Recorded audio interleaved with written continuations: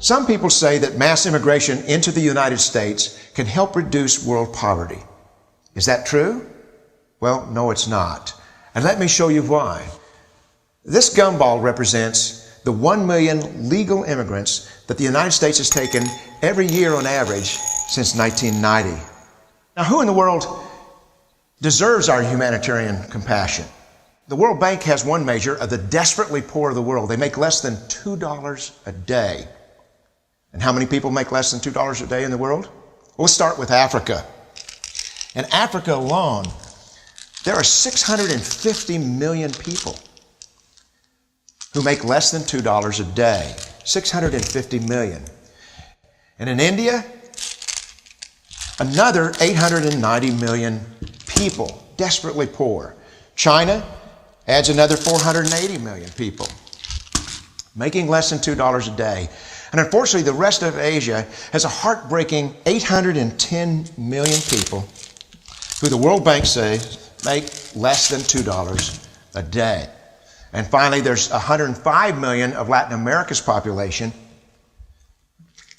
that are desperately poor. All told, the World Bank says there are 3 billion people in the world.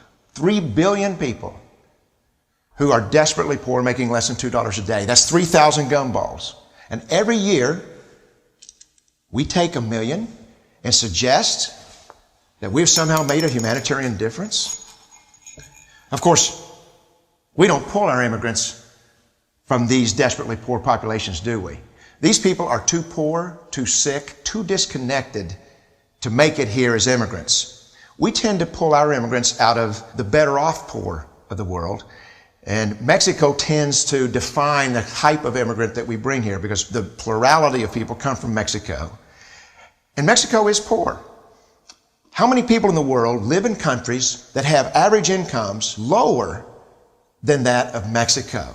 And the World Bank tells us that that number is these 3 billion plus another 2.6 billion people. 5.6 billion people in the world who live in countries with average incomes below that of Mexico. That's 5,600 gumballs. And so what is it that the elites are telling us? They're telling us that when we take this 1 million immigrants, that we somehow or another are tackling world poverty. And we have to do it regardless of the effect on our unemployed, the working poor, the most vulnerable members of our society, regardless of the effect on our natural resources. Even if we went by the most radical proposals in Washington, which are to actually double our immigration to 2 million a year, which would totally overwhelm our physical, natural, and social infrastructures, we couldn't make a noticeable difference. And we may be really hurting the impoverished people of the world because the million that we do take are among the most energetic, often the better educated, certainly the most dissatisfied people that if they did not immigrate would be the agents for change to improve the lot of all the people in these countries. The true heroes in the global humanitarian field are the people in these countries who have the wherewithal to immigrate to another country, but instead stay in their countries, to apply their skills to help their fellow countrymen. Unfortunately, our immigration system tends to entice these very type of people to abandon their countrymen. The impossibility of making even a dent is actually worse than it looks here. Because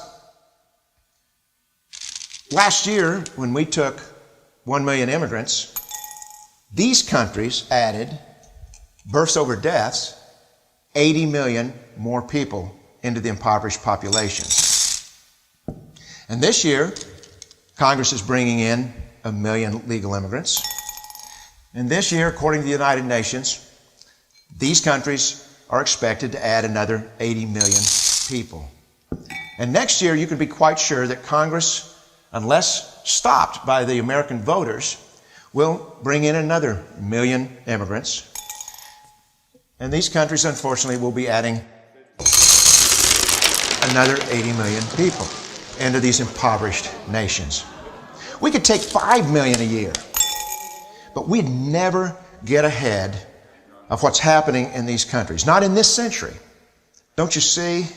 Immigration can never be an effective or significant way to deal with the suffering people of the world.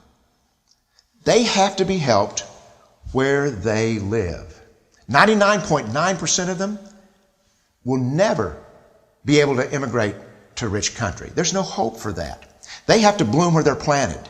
The only place that 99.9% of these people can be helped is where they live. Let's help them there.